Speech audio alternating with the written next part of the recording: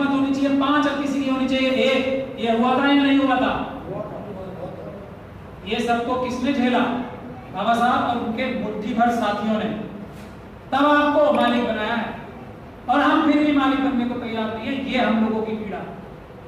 आज भी उससे पहले अमरीश गौतम जी चले गए, डिप्टी स्पीकर रहे, 40% बता रहे थे। हम लोग की जबानों में छाले पड़ गए बता के 85-86%। और उसमें से भी 7.5% अपर कास्ट की महिलाएं, जो कि उसी तरीके से ढोल गवार शूद्र पशुनाग की तरह वो भी ट्रीट की जाती हैं, तो 92.5% है। और 7.5% में से भी थोड़े बहुत तो अच्छे होंगे।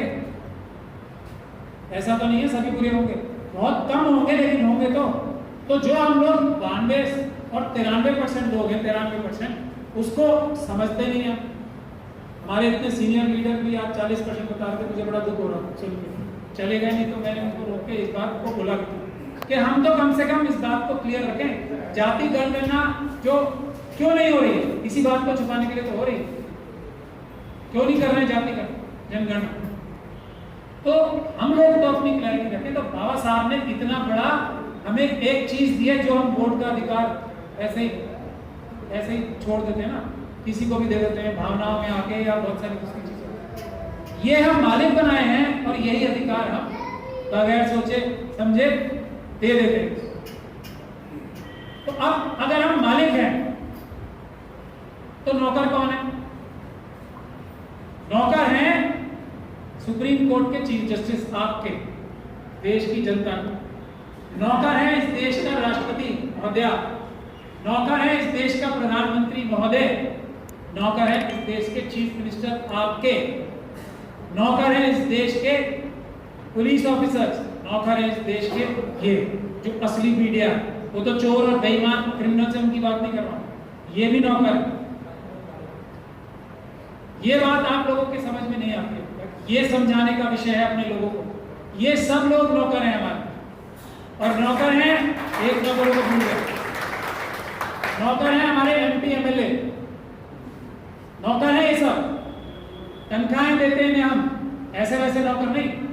अर्जी लगाते ना आके, जब मैनिफेस्टो पढ़ के बताते हैं मैं ये करूंगा मालिक, ये करूंगा, सेवा करूंगा, ऐसे करूंगा, ऐसा करूंगा, धोखा देते हैं। हमने किसी धोखा देने वाले के कान पिटे? ये है, जब तक हम लोगों को ये कॉन्फिडेंस नहीं आएगा, ये कंट्रीब्यूशन है बाबा साहब का। इसीलिए देश को एक रखने का, देश को मजबूत करने का, देश को कंट्रीब्यूशन, ये मैंने सबसे छोटी कंट्रीब्यूशन बताई है। और देश का विभाजन, उस समय भी आपको सोचना चाहिए देश का विभाजन क्यों हुआ था, किसी और वजह से नहीं हुआ। मुस्लिम समुदाय जो बाबा साहब को संविधान सभा में भेज सकता था, वो मुस्लिम समुदाय बाबा साहब को प्रधानमंत्री पसंद करता है या नहीं करता? इस देश के विभाजन की सबसे बड़ी वजह यह है कि मुस्लिम समुदाय की बाबा साहब डॉक्टर भीमराव अंबेडकर को तस्लीम करता था अपना लीडर। संविधान सभा में भेजा ना, अपना आदमी एक रोक के उनको भेजा। अगर बाबा साहब डॉक्टर भीमराव अंबेडकर को प्रधानमंत्री बनाया जाता तो देश का विभाजन नहीं होता। लेकिन उस समय के नेताओं को, कौन थे वो, मैं नाम नहीं लेना चाहता आज, किसी और दिन तो मैं लूंगा और लेता भी रहा हूं आज, क्योंकि विषय दूसरा है। जिम्मेदार देश को विभाजन करना तो तैयार हो गए, लेकिन बाबा साहब को प्रधानमंत्री बनाने को तैयार नहीं हुए। इसीलिए बाबा साहब की जो RSS और मनुवाद की काट तोड़ और जहर जो है ना मनुवाद का, उसका इलाज सिर्फ बाबा साहब डॉक्टर भीमराव अंबेडकर और उनका बनाया हुआ संविधान है। उन्होंने इतनी मुसीबतें झेल के, इतने कष्ट झेल के ये संविधान बनाया है, जिसमें आर्टिकल 14 यानी कि बराबरी, ये है सभी धर्मों का सार, मूल रूप, बराबरी और इंसाफ, दोनों चीजें बाबा साहब ने इसमें जो मंथन करके, पहले तो विष पीना चल पड़ा था ना, अब जो अमृत था वो हम लोगों के हवाले किया और हम वो पी नहीं पा रहे हैं। तो ये गलती किसकी है? गलती हम लोगों की है, किसी और की नहीं है। 85% होने के बावजूद गलती हम लोगों की है। और गलती क्या है? गलती जनता में नहीं, जनता की बिल्कुल गलती नहीं। जो अभी केजरीवाल साहब की, पृथ्वीराज साहब बात कर रहे थे, एक व्यक्ति धोखा देके बाबा साहब के नाम पे हम लोगों की सिंपैथी, हम लोगों का सहयोग, हम लोगों के वोट ले सकता है। तो हम जो दिल से बाबा साहब के मानने वाले हैं, हम अपने लोगों को अपनी तरफ क्यों नहीं कर पा रहे? ये हम अपने लीडर जो है ना, हम अम्बेडकरवादी, उनको अपने गिरेबान में झांक कर देखना पड़ेगा क्या वजह। जनता में कोई कमी नहीं है, इतनी सी भी कमी नहीं है। एक चीटर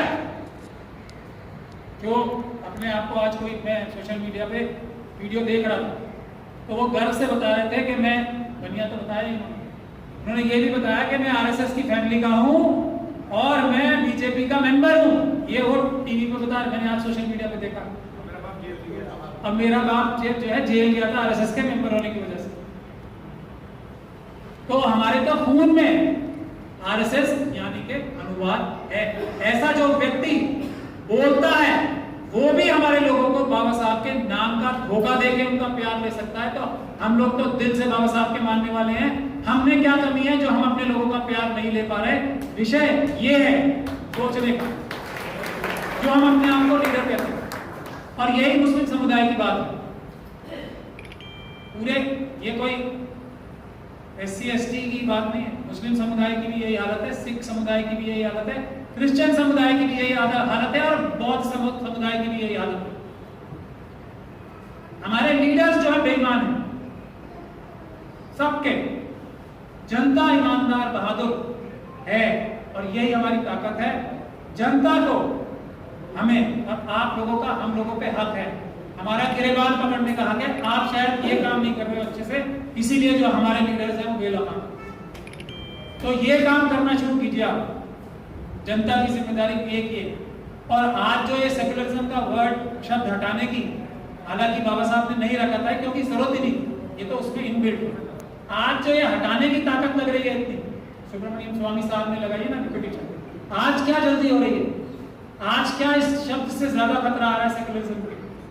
वो भी सोचने का विषय है, क्योंकि आज बुद्ध धर्म दोबारा से जोर पकड़ रहा है भारतवर्ष में, इसलिए सेकुलरिज्म हटाने की ताकत लग रही है। ये बात आप लोगों को समझनी चाहिए। इस्लाम और क्रिश्चियनिटी को बहुत दिन से यहाँ पे जोर पकड़ ही रहे हैं। वो नहीं है खतरा, सबसे बड़ा खतरा बुद्ध धर्म से है। ये इसीलिए सेकुलरिज्म का शब्द हटाने की कोशिश है, आज पूरी ताकत से दोबारा शुरू हुई। पता है ना आप लोगों को, बुद्ध धर्म के लिए आजकल बहुत सारी मिशन चल रही है। वो खतरा है, क्योंकि सबसे पहला मजबूत खतरा मनुवाद को कोई था तो वो बुद्ध धर्म था। उससे पहले जैनिज्म था, लेकिन जैनिज्म को वो बहुत जल्दी रोकने में और कंटेन करने में कामयाब हो गए थे मनुवाद। जो बुद्ध धर्म है वो सबसे पहला मजबूत बगावत और रिफॉर्म जो उस समय की मनुवादी व्यवस्था थी उसके ऊपर था। इसीलिए बुद्ध धर्म के प्रति जो है मनुवादियों की और आरएसएस के लोगों की सबसे ज्यादा प्रेम है। ये सभी बुद्ध धर्म के मानने वालों को समझना चाहिए कि अगर बुद्ध धर्म वापस जोर पकड़ेगा तो मुसलमानों से ज्यादा अत्याचार और हमले बुद्ध धर्म के मानने वाले पे होने वाले हैं, क्योंकि खतरा ज्यादा बुद्ध धर्म से। समस्याएं हम सब जानते हैं, सॉल्यूशन इसका एक ही है। हम में से अपने आप को जो लीडर कहते हैं या कहना चाहते हैं, बाबा साहब की तरह या उनसे 1% कुर्बानी देने का जज्बा है तो लीडरशिप का ये ताज जो इतनी इज्जत होती है वो पहने, वरना नहीं। बाबा साहब के बारे में ये कहा जाता है, ज्यादातर लोग ऐसा ही समझते हैं शायद, कि वो कलम के धनी थे। उन्होंने संघर्ष भी बहुत किया। महान आंदोलन क्या था? आपको लगता है कि उस समय पानी ऐसे लेने दिया जाता? जान पे खतरा लेके आंदोलन था वो, सीधा सीधा हमला था। हमला हुआ भी बाबा साहब। मनुस्मृति 1927 में जलाने का मतलब आप समझते हो? 1927 में क्या बाबा साहब सिर्फ कलम के वीर थे? सड़क पे रह के आंदोलन भी बाबा साहब से ज्यादा किसी ने नहीं किया है। वो एस्पेक्ट उनका हिस्ट्री में इतना ज्यादा बयान नहीं हुआ है, एक्सप्लेन नहीं हुआ है, ये एक अलग बात है। आज हम सब लोग पढ़ाई पढ़ाई पढ़ाई बहुत बात करते हैं। पढ़ाई के साथ बहादुरी जो बाबा साहब में थी, पूरी दुनिया एक तरफ, तब भी वो अपनी बात के लिए खड़े रहते थे, किसी भी खतरे को मोल लेने के लिए तैयार रहते थे कलम के साथ। वो बहादुरी भी चाहिए, नहीं तो हम में से लीडर बनने का किसी को हक नहीं है। जो पुलिस की लाठी, आज इस मनुवादी व्यवस्था के पास क्या एक तरीका है हमारी संवैधानिक हकों को क्रश करने का, एक ही तरीका है, वो है पुलिस की लाठी, जेल। उसके अलावा कुछ नहीं है ना। तो हम में से लीडर वो है जो जेल जाने के लिए तैयार नहीं, जेल जाने के लिए बेकरार है, जो जाए पुलिस वालों से ये कहे कि मुझे जेल क्यों नहीं भेज रहे, तो ऐसे लीडर चाहिए और ऐसे पढ़े लिखे लीडर चाहिए, वरना धोखा दे रहे हैं। बेकरार, तैयार नहीं, बेकरार, जो ईडी के ऑफिस पे जाके धरना दे कि भाई मुझे अरेस्ट क्यों नहीं किया, अभी अपने निकटतम पुलिस स्टेशन के पास जाके अपने समर्थकों के साथ ये बोले कि भाई पुलिस के इंस्पेक्टर साहब मुझे अरेस्ट क्यों नहीं कर रहे आप। अगर ये आंदोलन शुरू हो गया है अरेस्ट होने वाला, तो ये डंडे की जो तंत्र चल रहा है ना अभी, बड़े बड़े नेता हमारे, अब मैं ज्यादा बात तो नहीं कहना चाहता क्योंकि अभी सबको साथ लेके चलना है। बोलना अलग बात होती है कि हम जेल जाने से नहीं डरते, जेल जाने के लिए तैयार हैं, हमें तैयार वाले लोग नहीं चाहिए, हमें बेकरार लोग चाहिए जो जाके दस्तक दे हर एक पुलिस स्टेशन में कि भैया गिरफ्तार करो, रात को नींद नहीं आती हमें, जेल जाना चाहते हैं हम। तब देखो ये मनुवादी कैसे डर के भागेंगे। ऐसे लोगों की लिस्ट बनाना शुरू कीजिए और वॉलंटियर करें। आपका इतना बड़ा संगठन है कारवां, ऐसे लोगों के 100 वॉलंटियर्स तैयार करें। और हम जो मिशन सेव कॉन्स्टिट्यूशन नामक जो हम एक आंदोलन चला रहे हैं, उसको संस्था नहीं कहते क्योंकि संस्थाएं इतनी बन चुकी हैं कि उनकी शायद गिनती भी नहीं है। तो कोई भी संस्था, कोई भी व्यक्ति जो संविधान की रक्षा करना चाहता है, और रक्षा कैसे, संविधान को इंप्लीमेंट करके रक्षा होती है। संविधान को कोई किताब नहीं है जिसको यहाँ पे छाती में छुपा के रखेंगे तो रक्षा होगी। संविधान के जनता के मालिकाना हक को पुलिस के ऊपर, सरकारी तंत्र के ऊपर, एमपी, एमएलए, नेता, मंत्री, संतरी, चीफ मिनिस्टर, प्राइम मिनिस्टर के ऊपर इंप्लीमेंट कराने की जो शक्ति रखते हैं, वो लोग हम चाहते हैं कि वो हमारे साथ जुड़े, अपने संगठन के लिए हेड रहें, अपने संगठन की तरफ से वो कोई भी कार्यवाही करें ऐसी। अगर हमारे किसी दलित व्यक्ति के, अभी आज मैं पढ़ रहा हूँ, चंद्रशेखर नाम के प्रोफेसर है, उन्हें आत्महत्या करने पे मजबूर कर दिया। उसी जैसा केस एक डॉक्टर रितु का है यहाँ पे, उनको दौलतराम कॉलेज की है, वो उनकी प्रिंसिपल उसको इस वजह से निकालना चाहती थी कि वो शेड्यूल कास्ट समाज से आती, कोई रास्ता नहीं मिला क्योंकि वो सबसे ज्यादा अच्छी टीचर थी। शायद प्रिंसिपल भी दौलतराम कॉलेज की उनसे अच्छी टीचर नहीं है, हालांकि वो बहुत यंग है और वो बहुत ओल्ड है प्रिंसिपल, तो उनको इंफीरियोरिटी कॉम्प्लेक्स होता। तो किस तरह निकाले, 35 बच्चों से झूठे सिग्नेचर कराए और उनसे उसकी बुनियाद पे डॉक्टर रितु को निकाला। हम लोगों ने उसके ऊपर एफआईआर कराई, रजिस्ट्रार दिल्ली यूनिवर्सिटी के ऊपर एफआईआर कराई और उस प्रिंसिपल के ऊपर एफआईआर कराई। लेकिन वही काम चंद्रशेखर जो प्रोफेसर थे जम्मू में, उनके खिलाफ भी 22 लोगों ने सिग्नेचर करके लेटर लिखा कि हमारे साथ सेक्सुअल हैरेसमेंट होती। उसके बेसिस पे हमारे एक प्रोफेसर ने, हमारे एक रत्न ने बाबा साहब के, वो बहुत ही बड़े अम्बेडकरवादी हैं थे अब तो, उनको आत्महत्या करने पे मजबूर किया। क्या हम लोग उनके लिए आंदोलन करें? ये है एकलव्य पे खत्म नहीं हुआ, रोज एकलव्य हो रहा है। 2700 दिल्ली यूनिवर्सिटीज में, दिल्ली यूनिवर्सिटी की सिर्फ बात बता रहा हूं मैं, 2700 सीटें जो है ना शेड्यूल कास्ट और शेड्यूल ट्राइब की खाली पड़ी।